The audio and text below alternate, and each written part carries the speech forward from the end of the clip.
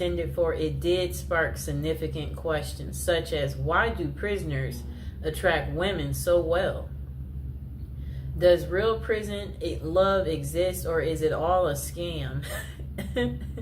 And how do these prisoners learn to write so well in the first place? The myth: women must be twisted to fall in love with prisoners. Look, this phobia, I've never heard of it. Hybristophilia.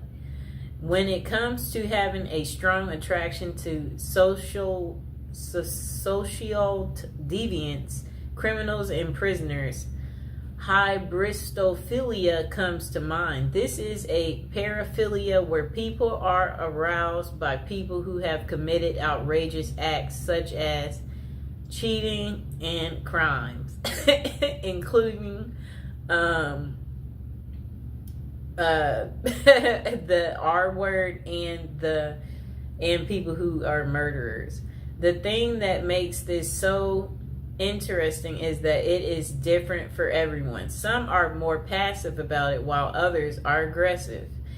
Okay, so it says passive hybristophilia. This is when someone is drawn to criminals, but they do not act on it or try to assist them in any way.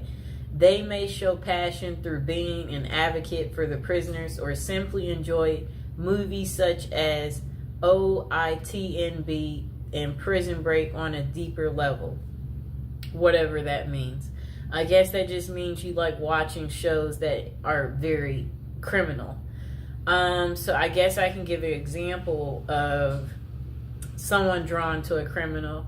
Do you remember that movie called Out of Sight with George Clooney and Jennifer Lopez? Remember Jennifer Lopez in the movie? She was a cop. And George Clooney, he was the criminal. And remember, she got kidnapped by George Clooney. They created a romantic movie out of this situation. And J-Lo, she, had no man in her love life. Very good looking woman, and then here is this criminal that kidnaps you, and he's very handsome, okay? And you're just like, I'm finally getting some type of cool excitement, and you're like, look at this criminal. Like, why would I tell on this criminal? I never get this level of fascination. That's how J-Lo felt, So, yeah, like at the end of the movie, they were trying to catch him, and the other cops asked her, did you see him? And she kind of like froze, like, because she's wondering, do I tell them? Because she is at work and she is in uniform. She's a cop. And she's like, no. Like, she's not going to rat on him because she fell for the criminal. And before that, her and George Clooney, remember, he's a criminal and he's on the run. And she's a cop. So, he had her number, so... Yeah, so what happens is the criminal contacts you. Look, the criminal contacts you. You're at home and you're sleeping. The criminal contacts you, and then you wake up because it's the criminal. And then when the criminal is contacting you, that's when you're like,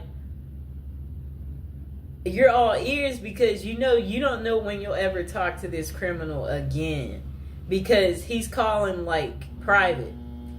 And you're enjoying this because you're like, where are you? I haven't heard from you in a while. I'm surprised to hear from you. That's what happened to her. He randomly calls, but she can't call him back because I understand this clearly, especially when you don't want to get caught in some type of way where I'm like, you know what? I want to be friends with that person, but they know this and that, so that could be bad, where you just you have to think about certain things where you're like, it might not be the best to that's kind of what the criminal was feeling because he knows at the end of the day she's a cop and it's her job to bust people like him and put them behind bars.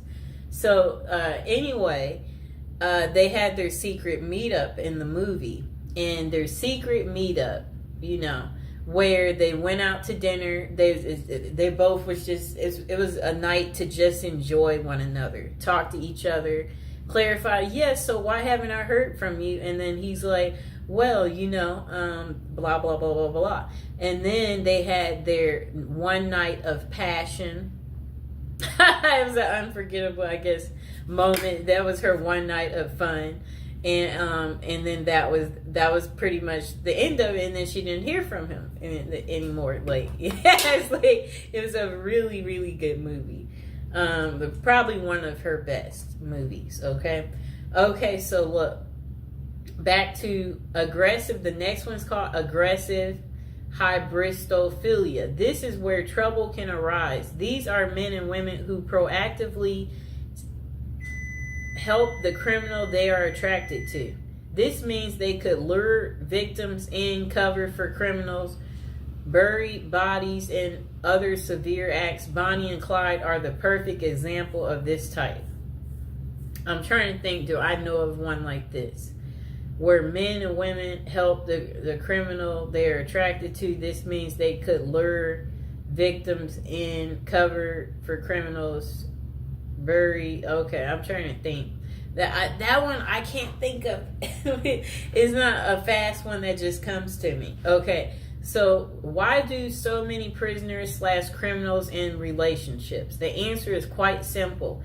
It is a mixture of hybristophilia, the desire for excitement from their mundane lives, the long distance passion, and the fantasy of it all makes people drawn to that lifestyle. In fact, there are over 40 different websites that cater to prisoner dating, such as meetaninmate.com. And then potential consequences. Though it would be nice to have a happy ending every time, there are significant consequences from dating a known criminal. For example, a book called Dream Lovers: Women Who Marry Men Behind Bars. Jacqueline Wilcox Bailey talks about a real-life incident. Two sisters walked out of their long-term, boring relationships to get with prisoners. When those men were released, one of the sisters was murdered, and the other was beaten and tortured, which sent her supposedly posed lover back to jail. I think they mean prison. With this as a possibility, always be aware of the dangers you could be subjecting yourself. If you decide to follow that journey, with that being a solid case, does that mean that all prison love is fake and they are nothing but predators? Then they said myth. There is no such thing as true love in prisoners.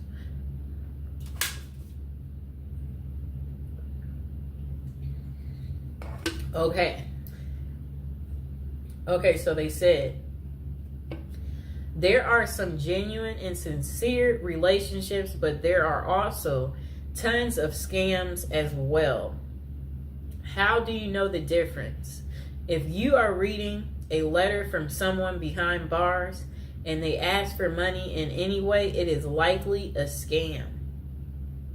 Do not fall for it. They could either be reaching out to women and men for financial gain, attention with the media, or to gain supporters, just like Ted Bundy, Richard Ramirez, and Scott Peterson did. I know what all of them look like. That's how infamous they are.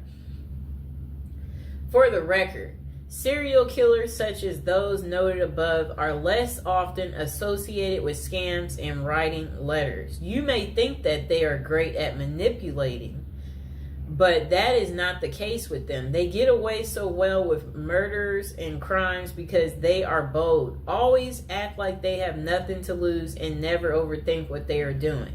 With an IQ of below average, more love letters come from non-serial killers who are much smarter and think things through better.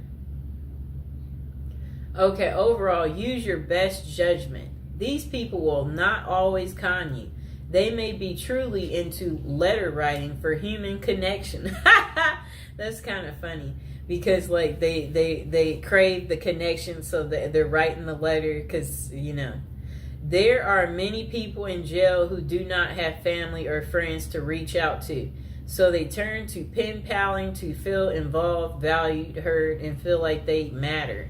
Though it may not always be about love, it can still be about companionship and support and worth volunteering to help people such as them feel cared about. Bonus, how to craft a prison letter. One thing I noted the most about the letter I have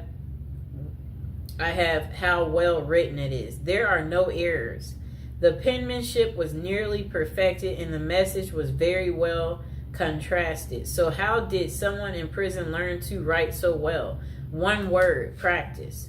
Those who write love letters would use trial and error in their writing. For example, they would keep tabs on the responses they would get from their loved ones.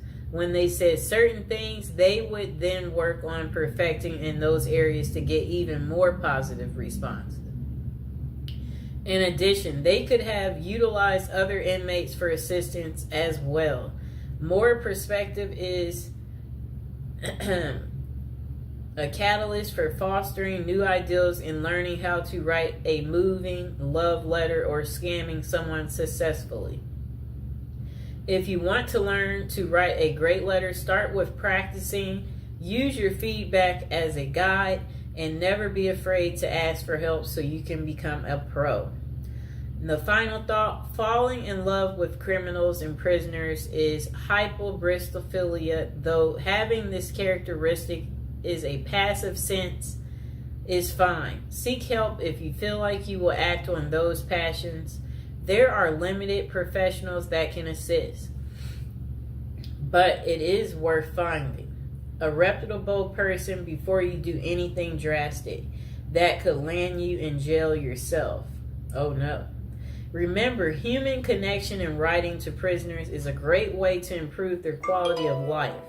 If you are talking to someone who has no one else on their side, keep being a hero to them. But always know the signs and be mindful if they are trying to scam you or not.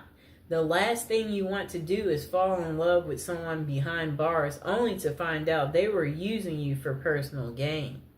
At the last word from us, we don't know everything, but we do have an opinion on everything. Oh boy. That was quite interesting, right? Oh boy. That's what I have to say about that. I hope that, now you know why women love men in prison. I hope this has gotten through to you guys, so you get that deep understanding here and you understand that, women can fall in love pretty much with anything, okay? So